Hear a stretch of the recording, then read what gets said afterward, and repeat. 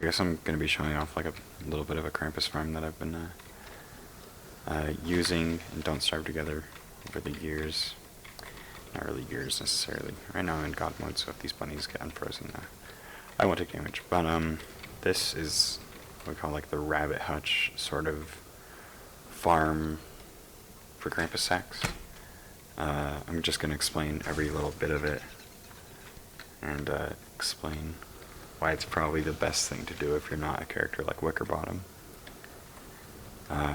So these here is like the simplest part. This is bait for Krampus. Essentially, like, so the Krampus doesn't steal from you or end up like running off. This is to cook meat. This is to transform your meat into eggs. This is to make pierogies so you don't lose health or run out of health and die. And there's an optional thing of like having log or some other stuff to like make you armor and stuff like that on the side if you'd like to. Anyway, what essentially is done here is just like taking every rabbit hutch from the caves and moving them to the surface and having a sort of flingomatic with walls. Having the flingomatic,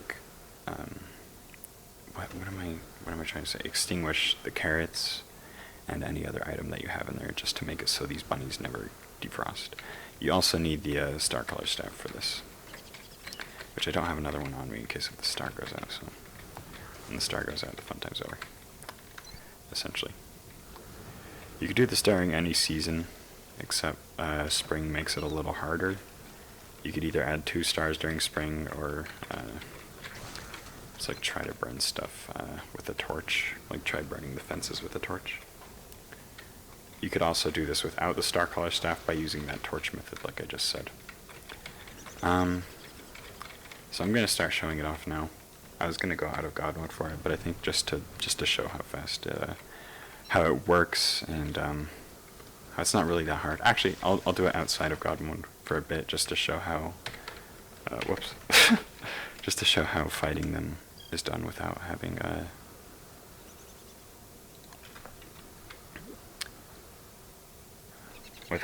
to take much damage from them. So you want to do is wait for the snowballs to come up.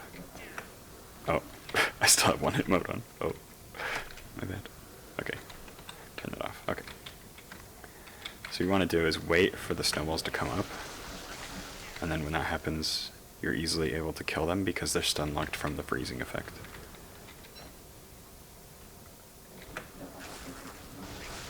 It's pretty simple. I'm not in God mode right now. I'll go ahead and prove that. And then it's as simple as that, just to refreeze them in case if they get unfrozen.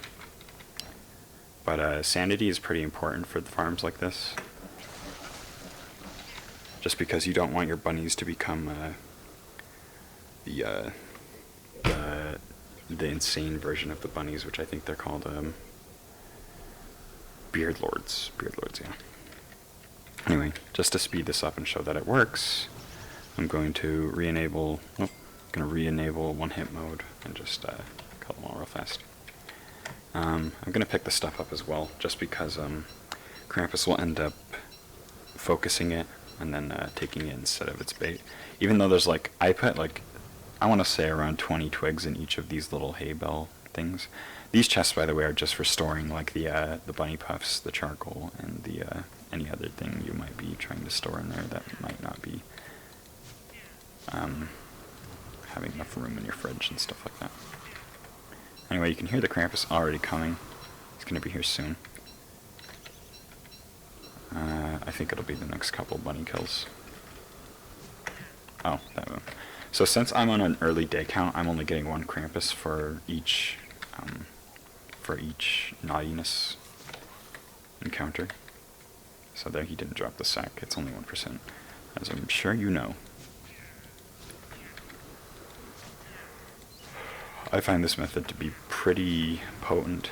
You get at least, with this many houses, I'd say you can get upwards of 2 waves a day. Judging by, it's all based on how many houses you have.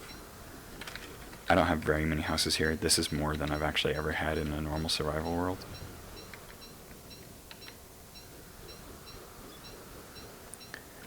But now basically I'm going to show like the renewability of health and stuff like that. The only real thing that you lose from this farm is like either a handbat or your weapons or your armor, because you just gain so much food from this. It's like insane. So I'm getting the carrots from killing the bunnies, I'm getting the meat from killing the bunnies, and then I'm getting the eggs from feeding the bird, the meat from killing the bunnies. You can also, if you want even more farming, you can have a seed on the floor. I didn't even plan that, but it works. The birds will land near the seed and then get frozen. You can also do a flower for killing butterflies if you'd like. So,